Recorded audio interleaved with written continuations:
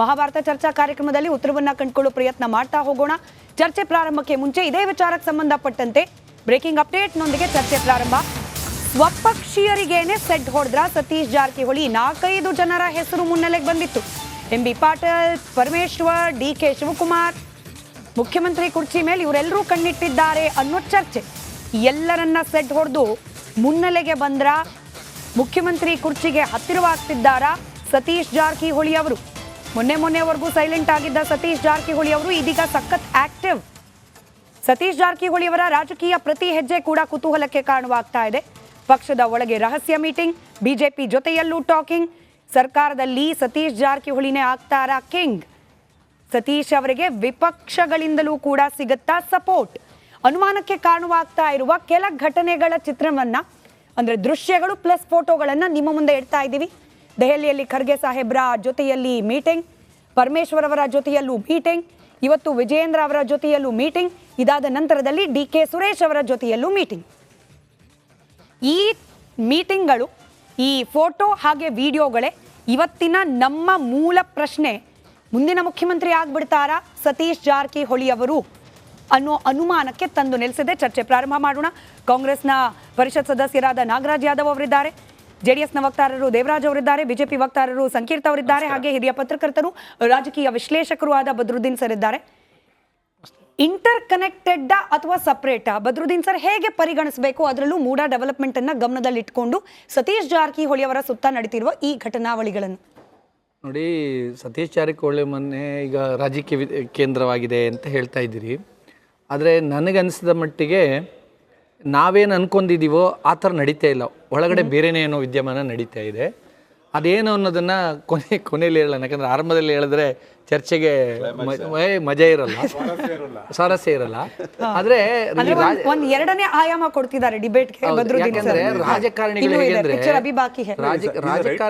ಹೇಗೆಂದ್ರೆ ಪ್ರಸಕ್ತ ವಿದ್ಯಮಾನಗಳನ್ನ ಹೇಗೆ ಬಳಸ್ಕೋಬಹುದು, media attention ಹೇಗೆ ಡೈವರ್ಟ್ ಮಾಡಬಹುದು, ಆಮೇಲೆ ಯಾವುದೆಲ್ಲ ಸುದ್ದಿಗಳಾಗಿ ಜನರಿಗೆ ಹೇಗೆ ತಲುಪಿದ್ರೆ ನಮ್ಗೆ ಏನಾಗ್ಬೋದು ಅನ್ನೋದು ಎಲ್ಲ ಲಾಭ ನಷ್ಟದ ಲೆಕ್ಕಾಚಾರದಲ್ಲೇ ನಡೆಯುವಂಥವ್ರು ಯಾವಾಗಲೂ ರಾಜಕಾರಣಿಗಳು. ಜನರ ಕೆಲಸಗಳನ್ನು ಬೇಕಾದರೆ ಬೇಗ ಮಾಡಿ ಅದನ್ನು ಕ್ಲೈಮ್ ಮಾಡೋದಕ್ಕಿಂತ ಇಂಥ ವಿದ್ಯಮಾನಗಳಿಂದನೇ ಅವರಿಗೆ ಜಾಸ್ತಿ ಸಿಗುತ್ತೆ ಲಾಭ. ಹಾಗಾಗಿ ಅದರ ಒಂದು ಭಾಗ ಅಂತ ನಾನು ಅಂದ್ಕೊಂಡಿದ್ದೀನಿ. ಯಾಕಂದರೆ ನನ್ನ ಕೆಲವು ವಿದ್ಯಮಾನಗಳು, ಕೆಲವು ವಿಚಾರಗಳು ನಾನು ಅರ್ಥಕೊಂಡೆ. ಅದೇ ಅಂತ ನನಗೆ ಭಾಳ ಗಟ್ ಫೀಲಿಂಗ್ ಇದೆ. ಇರಲಿ, ಅದು ಮಾಡಲಿ, ಅದು ರಾಜಕೀಯ ಮಾಡಬಾರ್ದು ಅಂತಲ್ಲ. ಆದರೆ ಇದೇ ಮಾಡ್ಕೊಂಡು ಕೂರ್ತಾರಾ ಅಥವಾ ಬೇರೆ ಏನಾದ್ರು ಮಾಡಬೇಕು ಅಂತ ಇದ್ದಾರಾ ಅನ್ನೋದಕ್ಕೆ ಜನರಿಗೆ ಏನಾದ್ರು ಉತ್ತರ ಕೊಡಬೇಕು ಅವರು. ಕೇವಲ ಒಂದು ಭೇಟಿ ಅಥವಾ ಒಂದು ಮಾತುಕತೆಯಿಂದ ಈ ದೊಡ್ಡ ಪಲ್ಲಟ ಆಗತ್ತೆ, ಕರ್ನಾಟಕದಲ್ಲಿ ದೊಡ್ಡ ರಾಜಕೀಯ ವಿದ್ಯಮಾನ ಆಗತ್ತೆ ಅನ್ನೋದನ್ನು ನಾನು ಖಂಡಿತ ಒಪ್ಪಕ್ಕೆ ಸಾಧ್ಯ ಇಲ್ಲ. ಈ ಅಂಥ ಒಂದು ದೊಡ್ಡ ಸ್ಫೋಟಕ ವಿದ್ಯಮಾನ ಏನೂ ಆಗಲ್ಲ. ಇದು ಕೇವಲ ಮೀಡಿಯಾ ಅಟೆನ್ಷನ್ ಮತ್ತು ಕೆಲವು ವಿಚಾರಗಳನ್ನ ಡೈವರ್ಟ್ ಮಾಡುವಂತ ಒಂದು ತಂತ್ರ ಅಂತ ನಾನು ಅನ್ಕೊಂಡಿದ್ದೀನಿ. ಅಲ್ಲಿಗೆ ಬರೋದಾದ್ರೆ ಮೀಡಿಯಾ ಅಟೆನ್ಷನ್ ಅನ್ನ ಹಾಗೆ ಜನರ ಅಟೆನ್ಷನ್ ಅನ್ನ ಡೈವರ್ಟ್ ಮಾಡಬೇಕು ಅಂತಂದ್ರೆ ಯಾವ ವಿಚಾರದ ಕಡೆ ಫೋಕಸ್ ಇದೆ? ಮೂಡ ಯಾರ ಬಗ್ಗೆ ಗಮನ ಇದೆ? ಸಿದ್ದರಾಮಯ್ಯನವರು. ಸೊ ಆ ಫೋಕಸ್ ನ ಬೇರೆ ಕಡೆ ಶಿಫ್ಟ್ ಮಾಡಬೇಕು ಅಂತಂದ್ರೆ ಅಲ್ಲಿ ಏನೋ ಪ್ರಾಬ್ಲಮ್ ಆಗ್ತಿದೆ ಅಂತ ಹೇಳಿ ನಾವು ವಿಶ್ಲೇಷಣೆ ಮಾಡಬಹುದಾ? ಇಲ್ಲ, ಮೂಡ ವಿಚಾರ ಕೇವಲ ಅದಲ್ಲ. ಏನಾಗಿದೆ ಅಂದ್ರೆ ಮೂಡಾ ವಿಚಾರ ಇರ್ಬೋದು, ರಾಜ್ಯ ಸರ್ಕಾರದ ಆಡಳಿತ ವೈಫಲ್ಯಗಳ ವಿಚಾರದಲ್ಲಿ ಪ್ರತಿಪಕ್ಷಗಳು ಮಾಡ್ತಿರೋ ಹೋರಾಟಗಳಿರ್ಬೋದು, ಯಾವುದಕ್ಕೂ ಆಡಳಿತ ಪಕ್ಷಗೂ ಕ್ಲಾರಿಟಿ ಇಲ್ಲ, ವಿರೋಧ ಪಕ್ಷಗಳಿಗೂ ಕ್ಲಾರಿಟಿ ಇಲ್ಲ. ಯಾಕೆಂದರೆ ವಿರೋಧ ಪಕ್ಷಗಳಿಗೂ ಕೂಡ ಗೊತ್ತಿದೆ ಇದು ಲಾಜಿಕ್ ಎಂಡ್ಗೆ ಹೋಗಲ್ಲ ಅಂತ. ಆದರೆ ಸದ್ಯಕ್ಕೆ ಅವ್ರು ಮೌನವಾಗಿ ಇರೋಕ್ಕಾಗಲ್ಲ. ಏನೇ ಸಣ್ಣದು ಬಂದ್ರೂ ಅದನ್ನು ಅವರ ಶಕ್ತಿಯಾನುಸಾರ ಅವರು ಅದನ್ನು ಬಿಂಬಿಸಲೇಬೇಕು. ಈ ವಿದ್ಯಮಾನದಲ್ಲಿ ಮೂಡಾ ವಿಚಾರದಲ್ಲಿ ವಿರೋಧ ಪಕ್ಷಗಳಿಗೆ ಸ್ಪಷ್ಟವಾಗಿ ಗೊತ್ತಿದೆ, ಸ್ಮಿತಾ, ಸಿದ್ದರಾಮಯ್ಯನವರು ರಾಜೀನಾಮೆ ಕೊಡಲ್ಲ ಅಂತ. ಹಾಗಂತೇಳಿ ಅವ್ರು ಸುಮ್ಮನೆ ಇರಲ್ಲ, ಸುಮ್ಮನೆ ಇರಲು ಬಾರ್ದು ಬಿಡಿ, ಕೊಡಲ್ಲ ಅಂತ ಗೊತ್ತು.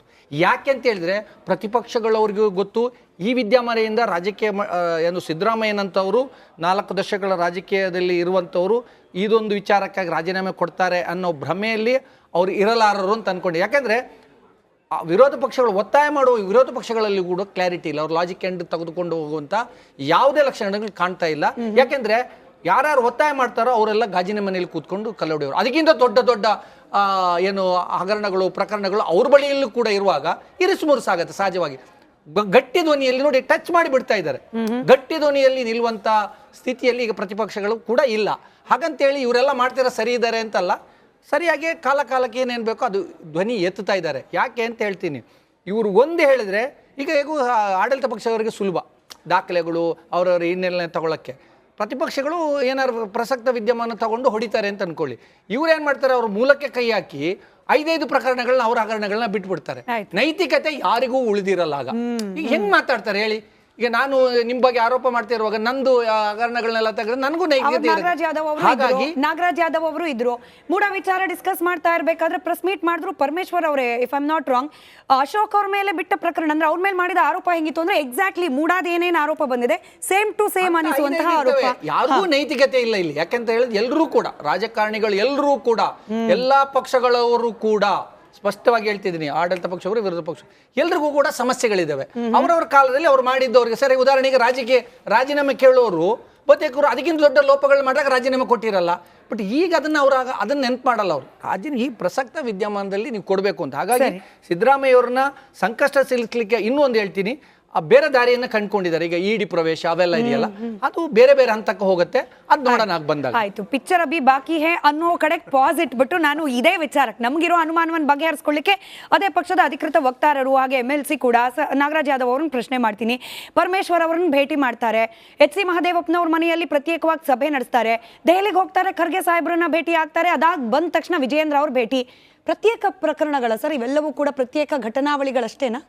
ನೋಡಿ, ಈ ವಿಚಾರದಲ್ಲಿ ನಿಮಗೆ ಮಾಧ್ಯಮದವ್ರಿಗೆ ಕುತೂಹಲ ಇರ್ಬೋದು, ರಾಜ್ಯಕ್ಕೆ ತಿಳಿಸ್ಬೇಕು ಏನಾಗ್ತಾ ಇದೆ ಅಂತ. That is your duty, I appreciate you.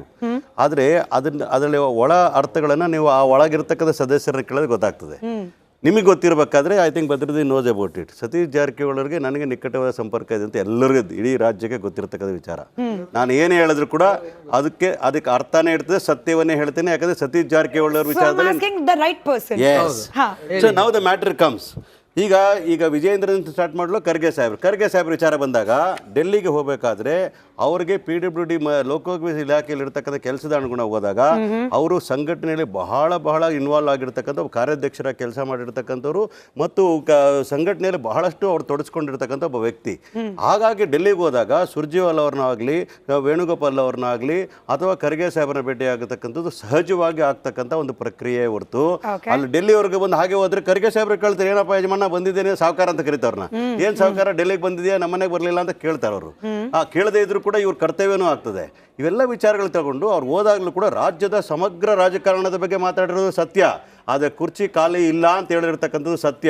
ಯಾಕಂದರೆ ಒಬ್ಬ ನಾಯಕನಾಗಿ ಒಬ್ಬ ವರ್ಕಿಂಗ್ ಪ್ರೆಸಿಡೆಂಟಾಗಿ ಕೆಲಸ ಮಾಡಿದವರು ಈಗ ಪ್ರಸ್ತುತ ನಮ್ಮ ಕ್ಯಾಬಿನೆಟಲ್ಲಿ ಇರ್ತಕ್ಕಂಥವ್ರು ರಾಜ್ಯದ ರಾಜಕಾರಣ ಮಾತಾಡಲೇ ಇಲ್ಲ, ಬರೀ ಟೀ ಕುಡ್ಕೊಂಬಂದೆ ಅಂತ ಯಾರು ನಂಬ್ತಾರಾ? ರಾಜಕಾರಣ ಮಾತಾಡ್ತಾರೆ, ಆದರೆ ಮುಖ್ಯಮಂತ್ರಿಗಳ ಜೊತೆಲಿ ಸದೃಢವಾಗಿ ಬಹಳ ಅವರ ಬೆನ್ನಿಗೆ ನಿಂತಿರ್ತಕ್ಕಂಥ ಒಬ್ಬ ಮೊದಲಿಗೆ ಯಾರಾದ್ರೂ ಇದ್ರೆ ಸತೀಶ್ ಜಾರಕಿಹೊಳಿ ಅವರನ್ನ ಮಾತು ಹೇಳ್ತಾ ಇದ್ದೀನಿ, ಬರ್ತದೆ. ಅಲ್ಲಿ ಖರ್ಗೆ ಸಾಹೇಬ್ರ ಹತ್ರ ಹೋಗಿ ಬಂದಿದ್ದಕ್ಕೆ ಯಾವುದೇ ರಾಜಕೀಯ ಲೇಪ ಕೊಡ್ತಕ್ಕಂಥ ಅವಶ್ಯಕತೆ ಇಲ್ಲ. ನಾಗರಾಜ್ ಯಾದವ್ ಹೋದ್ರು ಡೆಲ್ಲಿಗೆ ಹೋದ್ರೆ ಖರ್ಗೆ ಸಾಹೇಬ್ರ ಭೇಟಿ ಆಗ್ತಾರೆ, DK ಸಾಹೇಬ್ರು ಹೋದ್ರು ಭೇಟಿ ಆಗ್ತಾರೆ, ಸುರೇಶ್ ಅವರೋದ್ರು ಭೇಟಿ ಆಗ್ತಾರೆ. ಒಂದು ನಿಮಿಷ ಹೇಳ್ತೀನಿ, ಎಲ್ಲರೂ ಕೂಡ ಹೋಗ್ತಕ್ಕಂಥದ್ದು ನಮ್ಮಲ್ಲಿ ನಮ್ಮ ಕಾಂಗ್ರೆಸ್ ಪಕ್ಷನ ಹೇಗೆ ಕಟ್ಟಬೇಕು, ಹೇಗೆ ಮುಂದಕ್ಕೆ ತಗೊಂಡೋಗ್ಬೇಕು, ಕೇವಲ ಕರ್ನಾಟಕದಲ್ಲ ರಾಜ್ಯದಲ್ಲಿ ಹೇಗೆ ಮೋದಿ ಸರ್ಕಾರವನ್ನ ಕಿತ್ತೊಗಿಬೇಕು ಅಂತ ಆಲೋಚನೆ ಮಾಡ್ತಕ್ಕಂಥ ಎರಡು ಮಾತಿಲ್ವೇ ಇಲ್ಲ. ಅದು ಕೆಲಸ ಮಾಡ್ತೀವಿ. 100% ವಿಜೇಂದ್ರ ಅವರಿಗೆ ಹೋಗೋಕ್ ಮುಂಚೆ ಖರ್ಗೆ ಸಾಹೇಬ್ರ ಭೇಟಿ ಬಗ್ಗೆ ನೀವೇನಂದ್ರಿ, ಸಿದ್ದರಾಮಯ್ಯನವರ ಪರವಾಗಿ ನಿಲ್ಲಬಲ್ಲಂತಹ ಯಾರಾದ್ರೂ ವ್ಯಕ್ತಿಗಳಿದ್ರೆ ಅದ್ರಲ್ಲಿ ಮೊದಲಿಗರು ಅಲ್ವಾ? ಅದೇ ಅನುಮಾನಕ್ಕೆ ಕಾರಣವಾಗ್ತಾ